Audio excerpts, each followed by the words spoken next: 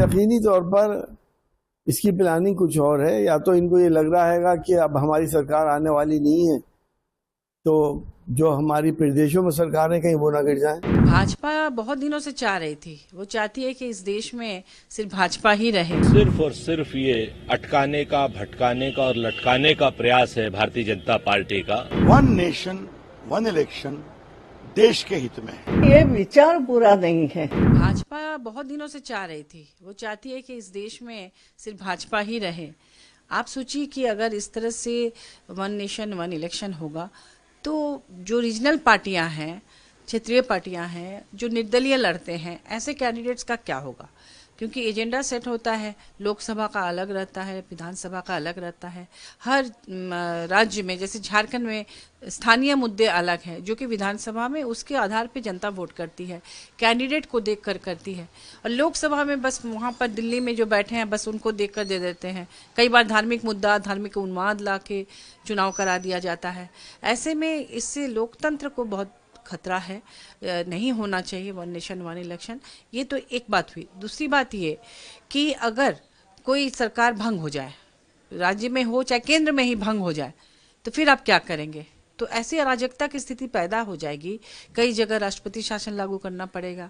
जो गठबंधन की सरकारें हैं उनमें हमेशा तोड़ फोड़ और इसकी कोशिश होती रहेगी कि भाई वो टूट जाए, एक हट जाए, सरकार गिर जाए और राष्ट्रपति शासन लागू कर दें।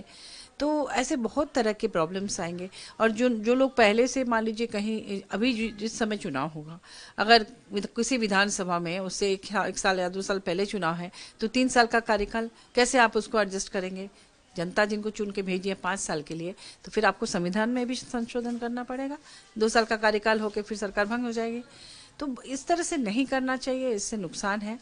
और दूसरी बात कि अभी तो कैबिनेट से पारित कराया है, लेकिन मुझे नहीं लगता कि शीतकालीन सत्र में जब वो प्रयास करेंगे राज्यसभा और लोकसभा से करने का, ये संभव नहीं होगा। ये ऐतिहासिक निर्णय किया है।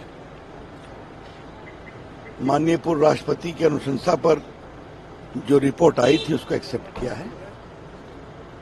वन नेशन वन इलेक्शन देश के हित में है, वोटर्स के हित में है। खर्चा कम होगा, वोटर्स को सहूलियत होगी। अब आप देखिए, अभी चुनाव हो रहा है कश्मीर में और हरियाणा में। 2 महीने में चुनाव होगा महाराष्ट्र में, झारखंड में। फरवरी में दिल्ली का चुनाव है, फिर आगे बिहार का चुनाव है, फिर बाकी चुनाव होगा, फिर यूपी का चुनाव होगा। इससे काम सफर करता है, खर्चा बहुत बचता है। 5 साल बिता दिया, काम करिए देश के लिए।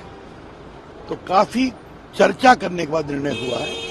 मैं उम्मीद करता हूं बाकी पार्टियां इसका समर्थन करेंगी और ये 2029 से लागू करने का प्रस्ताव है। लेकिन सर, अपोजिशन इसका अपोज कर रही है, कह रही है कि एक राष्ट्रीय अध्यक्षों की बैठक तो कम से कम बुलाते हैं। अब वो तो आगे होगा ना, वो तो हर काम का अपोज करते हैं। जब एक बार तय हुआ है, संसद में आएगा, बिल के रूप में आएगा, चर्चा होगी। और प्रधानमंत्री ने कितनी बार रिक्वेस्ट किया है, देश हित के मामले में इस पर उनको विचार करना चाहिए। सिर्फ और सिर्फ ये अटकाने का, भटकाने का और लटकाने का प्रयास है भारतीय जनता पार्टी का। वन नेशन वन इलेक्शन किसी भी सूरत में अभी व्यवहारिक नहीं है। और जो भी इन्होंने रिपोर्ट्स दी हैं वो बिल्कुल व्यवहारिकता से परे हैं। कांग्रेस पार्टी इन सारी रिपोर्ट्स को खारिज करती है और ये मानती है कि ये सिर्फ भारतीय जनता पार्टी का भटकाने का शिगुफा है। ये बहुत सालों से विचार चल रहा है कि होना चाहिए। मेरे ख्याल से शुरू में हो रहे थे ऐसा कि पूरे देश में एक बार इलेक्शन अगर हो जाता है तो पूरे 5 साल वास्तव में शांति से तुम विकास के काम कर सकते हो। और बाद में जो भी है, कुछ राजनीतियां होती चली गई, कोई प्रदेश पिछड़ गया, कोई बार इलेक्शन बीच में हो गए किसी के, जो भी कुछ होता सबका इतिहास है। लेकिन ये विचार बुरा नहीं है। पहली बात तो कि क्योंकि स्टेट इलेक्शन और नेशनल इलेक्शन अगर एक साथ हो जाते हैं तो एक बार वो हो गए कि भले ही स्टेट का काम हो वो आबादित रूप से चलेगा, नहीं तो कहाँ इलेक्शन है, एक बार लोकसभा के इलेक्शन हो गए और उसके बाद फिर विभिन्न प्रदेशों में चलता ही रहा कारवां इलेक्शन का।